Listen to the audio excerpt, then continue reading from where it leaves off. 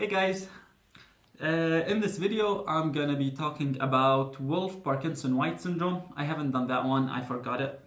So let's just explain about it. Let's see what happens in it and yeah, what happens in it. Okay, so Wolff Parkinson White, VPV, as Germans would say it. So what is VPV? Basically, this is the heart. Maybe it's a bit too big. That's all right. Okay. SA node, AV node, bundle of His, two bundle branches, Purkinje fibers. I know I made the right side bigger, but bear with me because I'm going to draw it here. Some stuff going to happen here. So here's the SA, and here there is an AV delay, as we know, and this is the P wave. Okay, now in Wolff Parkinson White, the cause itself is an abnormal pathway connecting the atria with the ventricles. Okay, so there is this abnormal pathway here that connects the two together. Now usually there should be, there's a fibrous tissue that separates the two and wouldn't allow any electrical impulses to go unless it goes through the AV node. That's the normal pathway. But in here, this accessory one, it's called the bundle of Kent, okay? Bundle of Kent, which is an accessory pathway. So what happens here? The impulse initiates from the SA node and travels normally. But then when it depolarizes here, it will come right here to the ventricles and activates it. Now what happens here? The normal impulses have stopped at the AV node because they must be delayed a normal, duration, 0.12 to 20. But this one will bypass it. So this sneaky little thing will activate the ventricles prematurely or early activation. Okay? And this part then, okay, let's make it in this color. And this part, let's say here, okay, this will be activated abnormally from cell to cell, okay? Until it reaches the normal pathway and then it continues normally because this pathway is faster, right? So then it continues normally through the normal pathways. So how do you see all these things on an ECG? This is basically in a really short nutshell. So rate, is there anything wrong with the SA node firing? No, there isn't. So rate will stay the same. Unless there is complication. There are some complications, but we'll talk about these after. So rate, rhythm. Rhythm. We'll see about the rhythm, okay, but it's gonna be regular. And I'm going to tell you already it's not sinus for a reason. Axis may not be changed. Of course, it depends. If there are complications, again, it might be changed, okay? Because it might make the impulse go like this upwards. If it comes down, goes up, like makes something like a re-entry. But we'll talk about it later. Rate, rhythm, axis, P wave. P wave is the depolarization of the atria. Is there anything wrong with it? Nope, nothing is wrong. So P is good.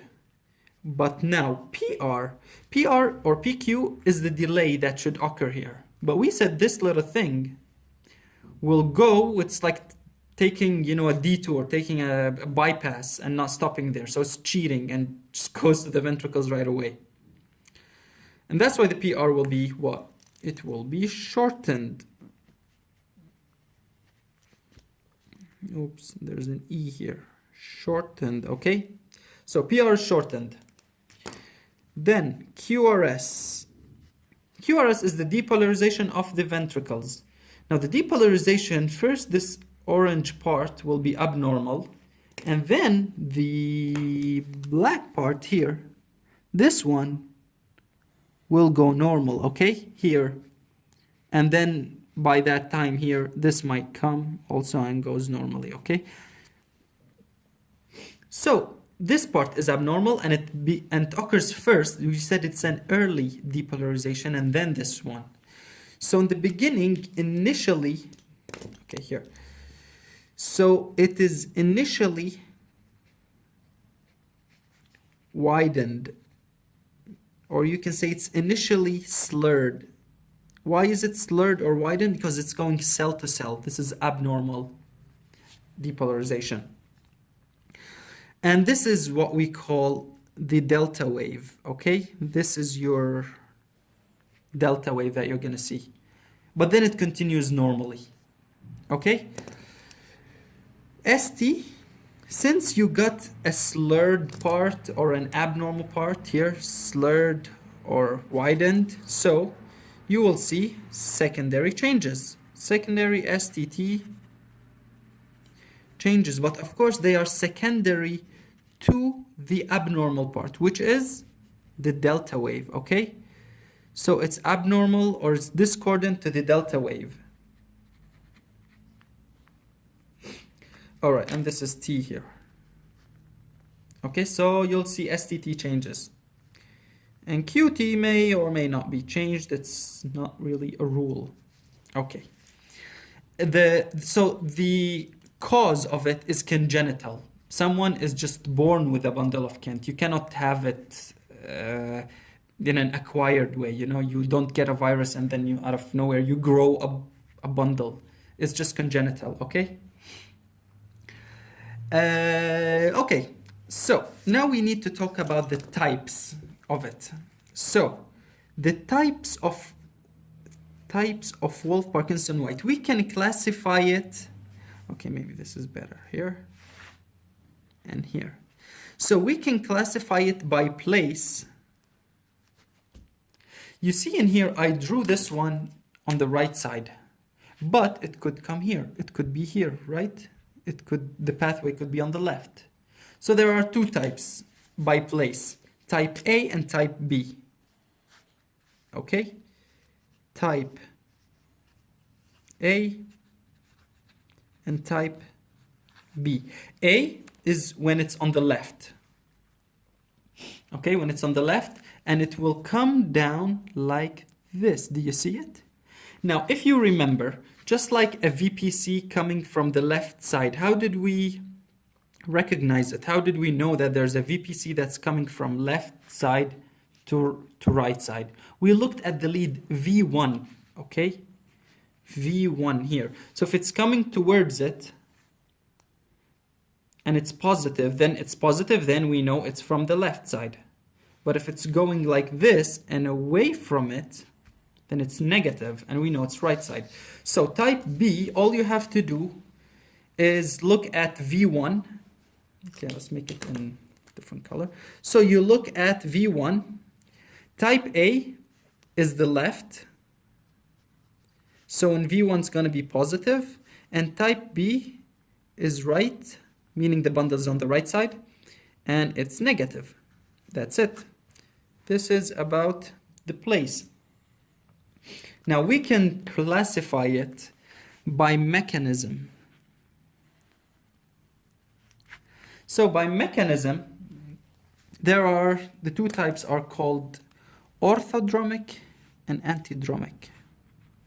So we got orthodromic. If you remember the word dromic, meaning the conduction. So conduction that goes like on the same direction or on the same side, and antidromic, opposite.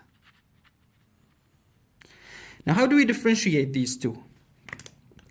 I'm gonna redraw only this part, the AV node, okay, with this, and the orange one with the bundle, okay? So same colors, trying to. Okay, so here, this is the bundle of Kent. And here was the AV node, and this, as we said, and we said here there are these two, right? The bundle branches, it's something like this, okay? Let me make this one bigger. Like this, okay? Because here is These are the atria and these are the ventricles. Okay, so in the antidromic, we only focus on the AV node. This is the AV node, the AV node.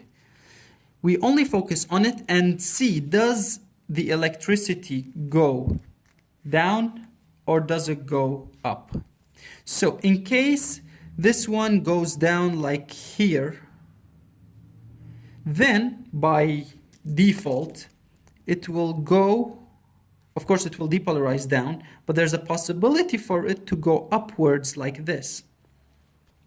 And this is the antidromic because it went through the AV node oppositely. Okay? And here you do see the delta wave. Okay, so there is delta.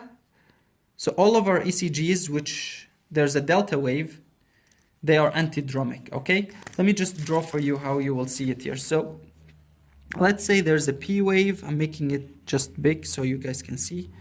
Okay. This is a very wide QRS.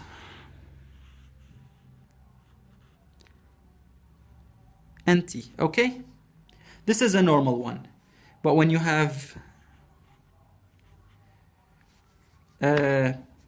Wolff Parkinson White, it will look something like, so there's a P wave and very short PR, really, really short PR, and then a delta wave, this, and then the QRS goes normal, okay? And the T wave will be discordant to this, so it goes down, okay? Something like that. So this shape is usually the antidromic. Orthodromic, as we said, simple. This is AV node. And this is the accessory pathway here. So in this form, it goes down here and then from here. So down in the DM and then up. Sorry, in the AV node, not the DM. So this is the orthodromic. And then this one we do not see because it is activated through the FASWA. Remember, for re-entry to occur, we needed some criteria, okay? We needed to have a fast and a slow pathway. So in here, we have our slow and fast one. These are the fast one. This is normal pathway, which is the fastest. And this abnormal path is the slow one. So it can go slow and then up fast, or down fast and up slow. Okay, and the block, the unidirectional block that we talk about is the AV node itself because it's blocking or delaying the signal, the impulses coming from one direction. Okay, so you got your fast and slow pathway, you got the unidirectional block, you got the fact that both of them can allow anterograde and retrograde conduction. Okay, you see this one can go up or it can go down. And in this one allows up and allows down. So you got these three. And of course, if there's a critical timing, when there's, you know, at the right moment, or actually it's the wrong moment, when someone is unlucky enough, they will get the re-entry, okay? So this is the orthodromic and antidromic. Now, what does this predispose to? If this happens and this does actually go back here to the atria, then it will activate it and you will get an atrial tachycardia. So one of the consequences or complications is an atrial tachycardia. Goes to atria, atria depolarize, then gives as normal, like atria depolarize, and then AV node and blah, blah, blah. You keep getting it. And even the opposite way, also same thing, okay? Goes up, then goes down from here and keeps activating. You might get a ventricular tachycardia, okay? So you can expect both. But in short, tachycardia, whether it's like monomorphic tachycardia, ventricular tachycardia, or atrial tachycardia are the most common consequences. Okay? And this is it about Wolff Parkinson White. Okay, I hope I explained it well. It's clear now what it is. I think, yeah, we're done with most of the ECGs. If you need me to do anything extra, let me know and I'll try to do it. Good luck, guys. Bye.